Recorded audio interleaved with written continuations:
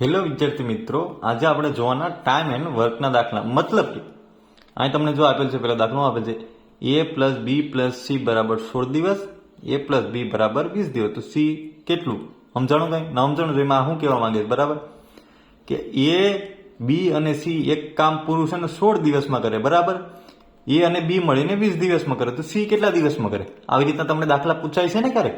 હવે જો આ ત્રણેય થઈને કેટલા 16 દિવસમાં કરે છે અને એ અને બી થઈને 20 દિવસમાં કરે. તો સી કેટલા દિવસમાં કરે? હવે આપણે એ કરવું હોય તો પેલા આપણે જોવાનું, બંનેને ભેગા કરીએ તો કુલ કામ મળી જાય ને 16 ગુણ્યા 20. બરાબર, હવે આપણે સી ના કાઢવાનું છે કે આ કુલ કામ મળી ગયું, આ બંનેનું ગુણાકાર કરીએ એટલે. બરાબર, આ બંનેનું. હવે સી આપણે જોતો હોય તો 20 માંથી શું બાદ કરવો પડે? 16 બાદ કરવો પડે ને. તો સી આ કામ કરી કે ને, તો 20 માઇનસ 16 થયા. તો તમને મળે શું? 16 ગુણ્યા 20. 20 માંથી 16 બાદ કરો તો કેટલા વધશે? 4 વધે. હવે 4 5 20. તો શું વધ્યું? 16 ગુણ્યા 5.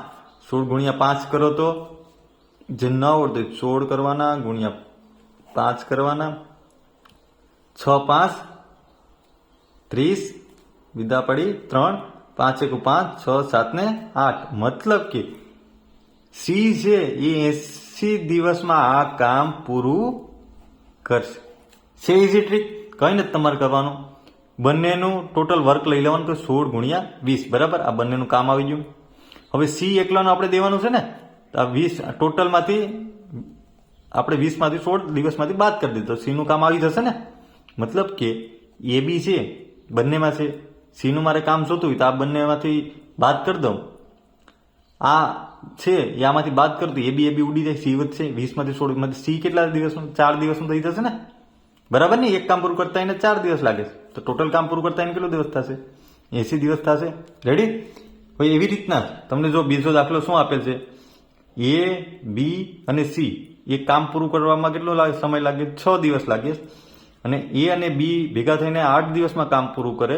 તો સી છે એ કેટલા દિવસમાં કરે? તો મેં તમને જે આ ટ્રીક બતાવી, બરાબર, એ રીતે તમારે આનો આન્સર લાવવાનો છે. અને આવે છે કે નહીં અને હાચું છે કે નહીં એ મને જરાક કોમેન્ટ કરવાનું છે. બરાબર, તો વિડીયો પસંદ આવ્યો હોય તો લાઈક એન્ડ સબસ્ક્રાઇબ કરતા ભૂલતા નહીં. Thank you.